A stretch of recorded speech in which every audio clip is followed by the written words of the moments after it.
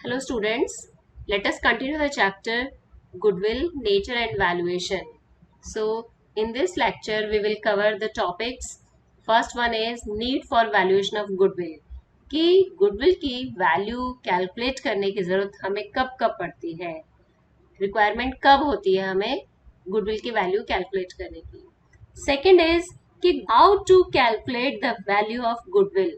कि गुडविल की वैल्यू कैसे कैलकुलेट कर सकते हैं, किसी बिजनेस फर्म की रेपुटेशन को, गुडविल को कैसे हम कैलकुलेट कर सकते हैं.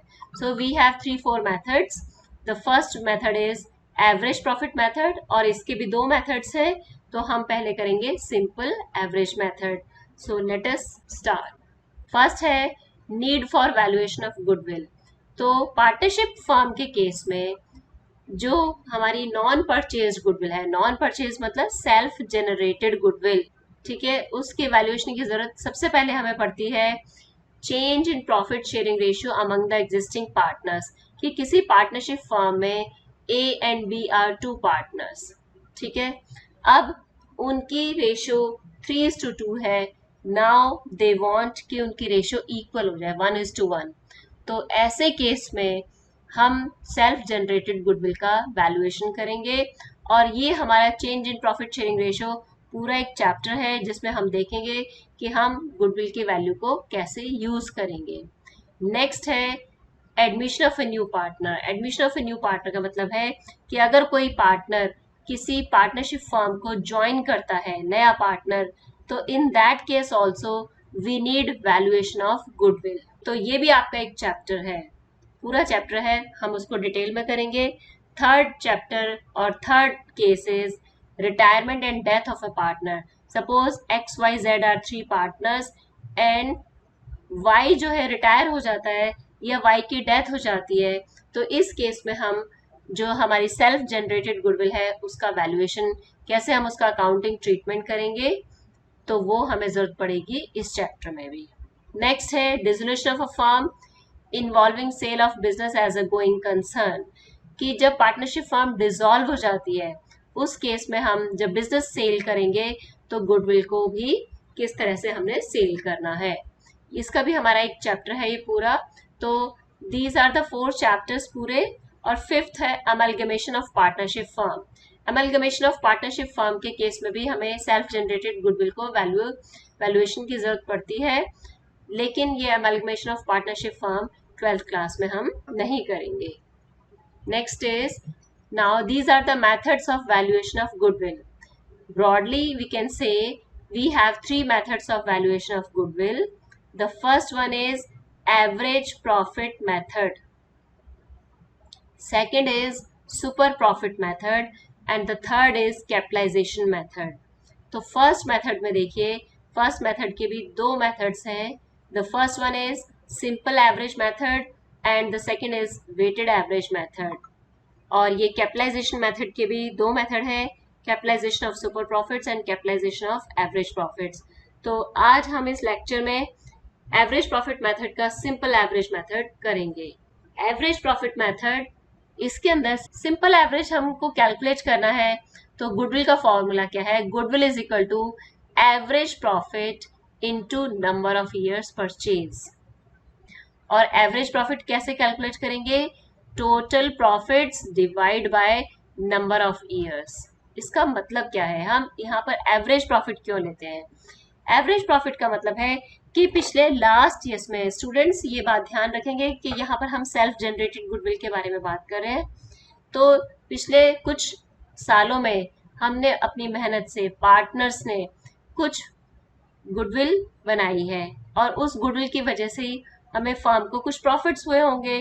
तो हम एक रफ एस्टिमेट ले लेते हैं कि 3-4 ईयर्स में हमारे कितने प्रॉफिट्स हुए हैं और उन प्रॉफिट्स का हम सिंपल एवरेज प्रॉफिट कैलकुलेट कर लेते हैं.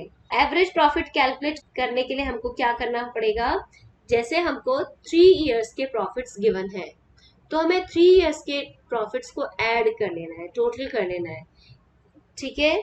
और divide by number of years, मतलब profits for 3 years divide by 3. और वो एवरेज प्रॉफिट यहाँ पर कैलकुलेट कर लेंगे उसके बाद उसको नंबर ऑफ ईयर्स परचेज से मल्टीप्लाई कर देंगे तो हमारा ये गुडविल की वैल्यू आ जाएगी। ठीक है, अब एवरेज प्रॉफिट कैलकुलेट करते टाइम हमको ये ध्यान में रखना है कि सम ऑफ नॉर्मल प्रॉफिट्स का क्या मतलब है कि हमें एक बिजनेस में जो रूटीन में नॉर्मल प्रॉफिट्स होते हैं वो ही प्रॉफिट्स लेने हैं। अगर किसी वजह से कोई एबनॉर्मल प्रॉफिट हो गया है या एबनॉर्मल लॉस हो गया है तो उसको हमें कंसिडर नहीं करना। एबनॉर्मल प्रॉफिट या एबनॉर्मल लॉस का मतलब है कि जो रेयर सिचुएशंस में होता है, नॉर्मली नहीं होता।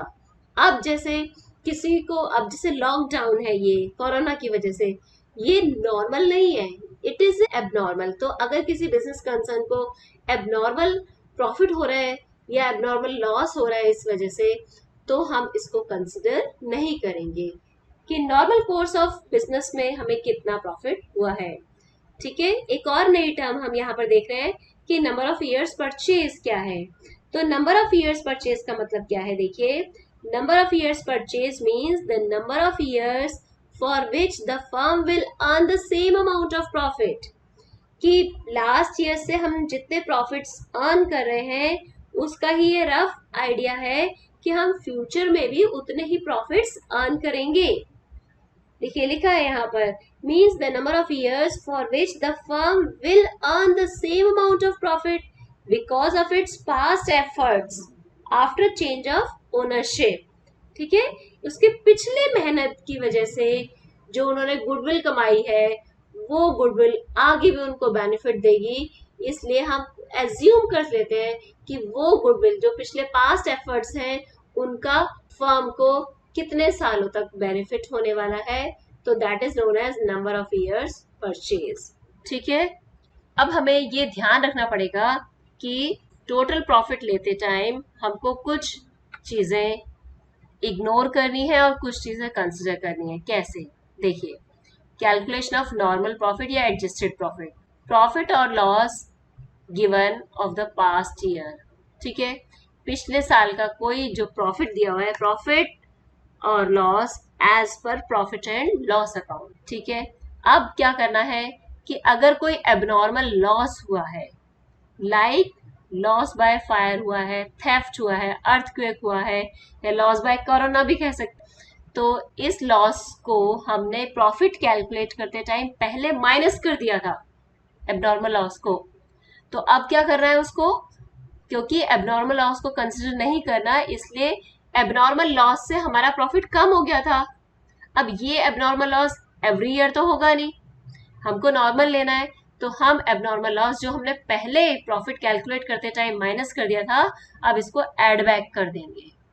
ठीक है, ऐसे ही loss on sale of fix asset, कोई भी फिक्स एसेट है जैसे फर्नीचर है, मशीनरी है, कुछ भी है, उसको सेल करने से लॉस हुआ है, तो ये नॉर्मल लॉस नहीं है, ये वंस इन अ वाइल, जब हमारा कोई फर्नीचर है 10-12 साल यूज किया हमने और फिर उसको कबाड़ी वाले को सेल कर दिया, तो और उससे जो हमें लॉस हुआ, that is a abnormal loss. Profit and loss account में ये लॉस माइनस किया था, इससे हमारे प्रॉफिट्स कम हो गए थे, because it is abnormal loss, this will be added back.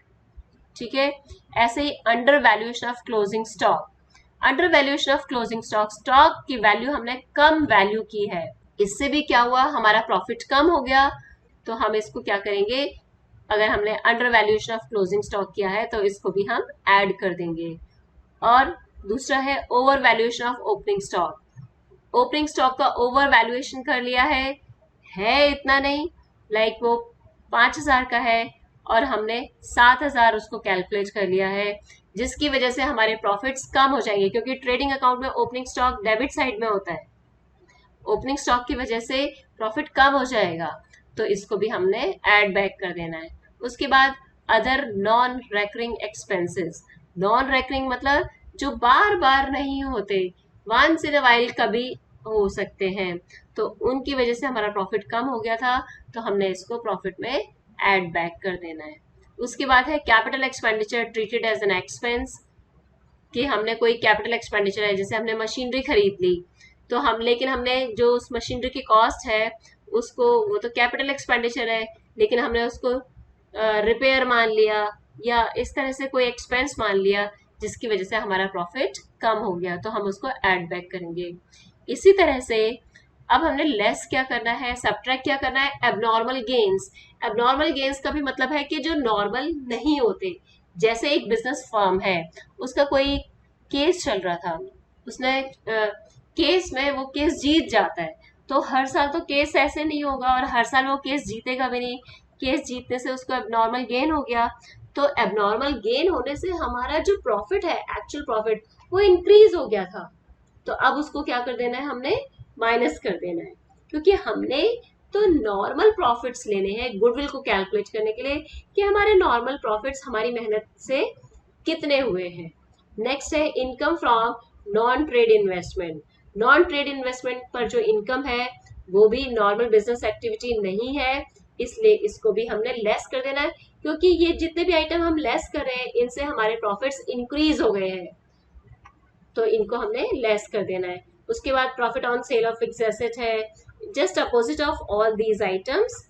जैसे over valuation of closing stock है, under valuation of opening stock and other non recurring incomes. उसके बाद रेम्यूनरेशन टू पार्टनर्स और any other future expense like insurance premium. इस तरह से हमको ये टेबल बहुत इंपॉर्टेंट है, क्योंकि इस टेबल के ऊपर बेस्ड हमारा इस बार भी सीबीएसई का एक क्वेश्चन आया है, तो वो हमको ध्यान रखना है।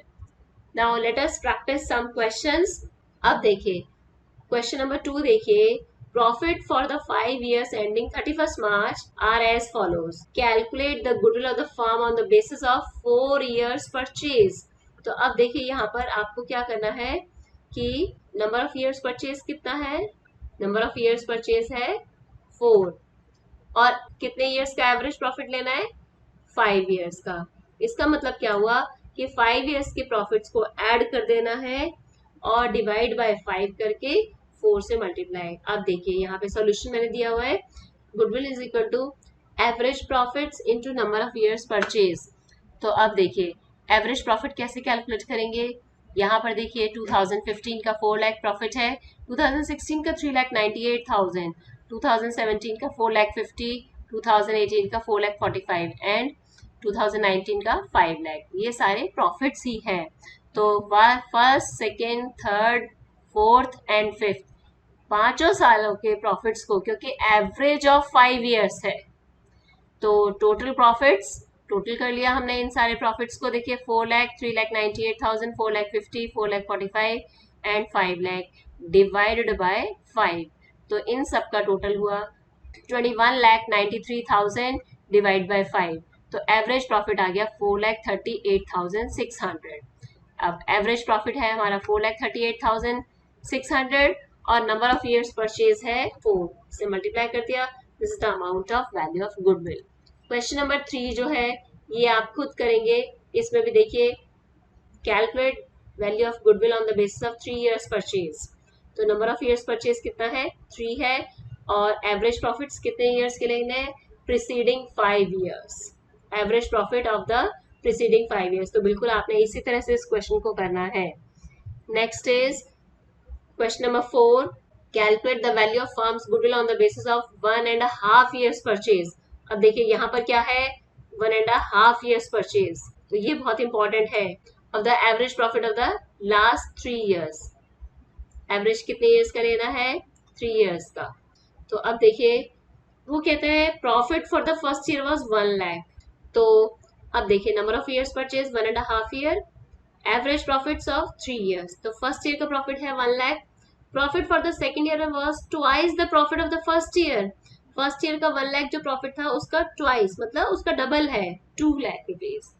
और for the third year profit was 1.5 times of the profit of the second year, second year का 2 लाख है, तो इसका 1.5 टाइम्स, टाइम्स को मल्टीप्लाई करेंगे तो 3/2, तो 3 लाख हो गया। फर्स्ट ईयर का 1 लाख, सेकेंड ईयर का 2 लाख, थर्ड ईयर का 3 लाख प्रॉफिट है। इन तीनों को ऐड कर लीजिए, डिवाइड बाय 3, एवरेज हो गया, into number of years purchase 1.5। Now the amount of goodwill is 3 lakh. Next is question number 5, Purav and Purvi are the partners and the ratio is 2:1. They decided to take Purav into the partnership for 1/4 share. For this purpose, goodwill is to be valued at 4 times the average annual profits of the preceding 4 or 5 years, whichever is higher. अब यहाँ पे ध्यान देना है, यहाँ पे वो क्या कह रहा है कि या तो आप 4 years का एवरेज लेकर 4 टाइम्स करो या 5 years का एवरेज लेकर 4 टाइम्स करो, उनमें से दोनों में से जो भी ज्यादा होगा वही गुडविल का अमाउंट होगा, ठीक है। तो अब यहाँ पर देखिए, दिस आर द प्रॉफिट्स, ये देखिए, goodwill is equal to 4 times the average annual profit of 4 years या 4 times the average annual profit of 5 years, या तो 4 years का एवरेज लो और उसको 4 से मल्टीप्लाई करो, या 5 years का एवरेज लेकर 4 से मल्टीप्लाई करके दोनों को कंपेयर करो, दोनों में से जो भी हायर होगा वो ही गुडविल होगी। तो सबसे पहले हम 4 times the average annual profits of 4 years देखते हैं। तो 4 years का देखिए, ये आप 4 years कहाँ से लेने हैं, आपको जस्ट एकदम लास्ट से लेने हैं, 2018-19, 17-18, 16-17 एंड 15-16। तो 15,500, ये देखिए 15,000 ये लास्ट ईयर का है, 16,000 ये सेकेंड लास्ट ईयर, उसके बाद 10,000 और उसके पहले 15,500। इन सबको ऐड कर लीजिए, डिवाइड बाय 4 और 4 टाइम्स इनटू 4, तो ये टोटल हुआ 56,400। इसको 4 से डिवाइड किया और 4 से मल्टीप्लाई किया, द अमाउंट इज 56,500, ठीक है। अब हमको लेना है 4 times the average annual profits of 5 years। तो अब लेना है हमको 5 years का, मतलब टोटल ये लेना है 14,000, 15,500, 10,000, 16,000 एंड 15,000। इन सबको टोटल कर लेंगे, डिवाइड बाय 5 इंटू 4, क्योंकि 4 टाइम्स है। Now the amount is 56,400। अब इन दोनों में से विच एवर इज हायर, तो हायर तो यही वाला है 56,500। So the amount of goodwill is 56,500 because 56,500 is greater than 56,400, ठीक है। अब उसके बाद है क्वेश्चन नंबर 6, जो है वो आप खुद करेंगे, वो भी बिल्कुल इसी तरह से है। देखिए, goodwill is to be valued at 100% of the average annual profits of previous 3 और 4 years, whichever is higher. आपको पहले 3 years का एवरेज प्रॉफिट निकालना है और फिर 4 years का एवरेज प्रॉफिट निकालना है, दोनों में से जो ज्यादा होगा वही अमाउंट ऑफ गुडविल होगा, ठीक है। अब उसके बाद ये क्वेश्चन देखिए, 7th क्वेश्चन, लास्ट लाइन पहले देख लेते हैं। Calculate the value of firms goodwill on the basis of 2 years purchase of the average profit of the last 3 years। Average कितने ईयर्स का लेना है, 3 years का। नंबर ऑफ ईयर्स परचेज कितना है, 2। अब देखिए ये क्या कहता है, स्टार्टिंग से पढ़ते हैं। Divya purchase Jyoti's business with effect from 1st April 2019. Profit shown by ज्योति's business for the last 3 financial years were 2016-17 में 1 लाख रुपीज था प्रॉफिट, जिसमें including N abnormal gain of 12,500। तो 12,500 का एबनॉर्मल गेन इंक्लूड है। इस एबनॉर्मल गेन ने 12,500 से इस प्रॉफिट को इंक्रीज कर दिया। तो मैंने आपको बताया था उस टेबल में कि एबनॉर्मल गेन, तो एबनॉर्मल गेन जो है वो हमने क्या कर देना है, माइनस कर देना है। तो 1 लाख में से 12,500 ये माइनस कर देंगे। देखिए ये इसका सॉल्यूशन है। गुडविल का पहले फॉर्मूला लिखा, average profits into number of years purchase. तो 2016-17 में 1 लाख का प्रॉफिट था, जिसमें 12,500 का नॉर्मल गेन इंक्लूड है, तो हम इसको माइनस कर देंगे, 87,500 हमारा नॉर्मल प्रॉफिट आ जाएगा। अब 2017-18 में वो कहता है 1,25,000 का प्रॉफिट है after charging N abnormal loss of 25,000। Abnormal loss minus करने के बाद ये प्रॉफिट है। तो अब क्या है, एबनॉर्मल लॉस जो है उसने हमारे प्रॉफिट को और कम कर दिया। तो मैंने आपको जो टेबल में बताया था कि एबनॉर्मल लॉस जो है हमने ऐड कर देना है। ये देखिए abnormal loss should be added. तो यहाँ पर एबनॉर्मल लॉस हमने ऐड कर दिया 1,25,000 में 25,000, तो ये हो गया हमारा 1,50,000 नॉर्मल प्रॉफिट। उसके बाद वो कहता है 2018-19 में 1,12,500 excluding ₹12,500 as insurance premium on firm's property now to be insured. क्या मतलब है इसका कि 1,12,500 का प्रॉफिट है, जबकि इसमें से एक फर्म की प्रॉपर्टी थी, कोई भी प्रॉपर्टी हम मान सकते हैं, उसका इंश्योरेंस प्रीमियम जाना था। इंश्योरेंस प्रीमियम बिजनेस एक्सपेंस है, बिजनेस एक्सपेंस है, इस प्रॉफिट को कैलकुलेट करते टाइम उसको माइनस नहीं किया गया, तो हमको ये माइनस करना पड़ेगा 12,500। So actual profit is 1 lakh। Now 87,500, 1,50,000 and 1 lakh, ये टोटल करके 3 से डिवाइड करना है क्योंकि 3 इयर्स का एवरेज निकालना है, into number of years purchase 2 है। Now the total is 3,37,500 divide by 3 into 2, इसको मल्टीप्लाई करके, और now the amount of goodwill is 2,25,000।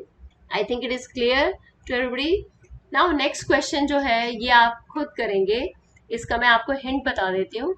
Abhay, Babu and Charu are partners sharing profits and losses equally. They agree to admit Daman for equal share of profit. For this purpose, the value of goodwill is to be calculated on the basis of 4 years purchase.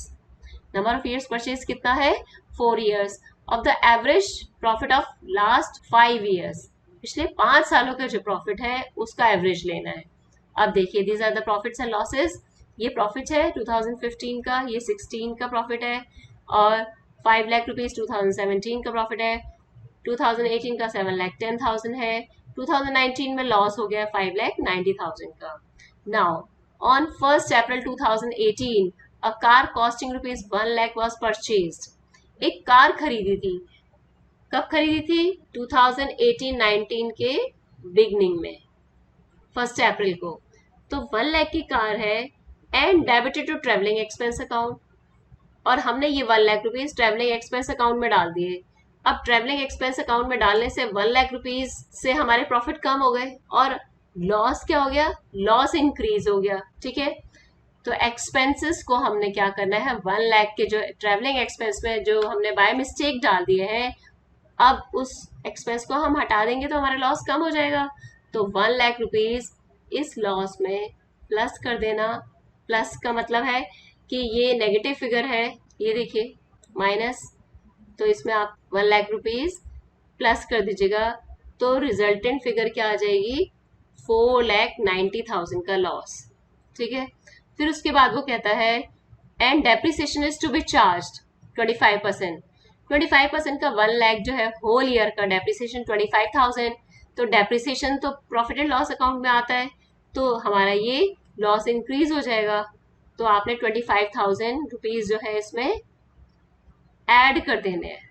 5,90,000 में 1 lakh rupees plus करना।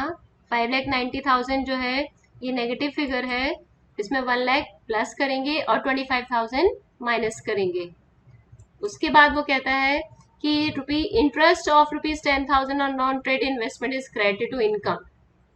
Non income on non trade investment, ये आपका non operating income है, तो आपने इस income से हमारा प्रॉफिट बढ़ जाता है, तो और ये लॉस जो है हमारा कम हो गया है, तो हमने इसको भी माइनस कर देना। देखिए, income from non trade investment, इसको माइनस कर देंगे। कितना माइनस करेंगे? 2 years का है। देखिए, ये is credited to income for the year ended 31 March 2018 and 19। तो 18 वाले में भी 10,000 माइनस करेंगे और यहाँ पर भी ये 10,000 माइनस करेंगे। ठीक है, इस तरह से फिर आपने डिवाइड कर लेना है 5 से, और नंबर ऑफ ईयर्स परचेज जो है आपका 4 है, 4 से मल्टीप्लाई करके गुडविल की वैल्यू आ जाएगी 9,40,000। ठीक है, तो इन क्वेश्चंस को आप प्रैक्टिस कीजिएगा।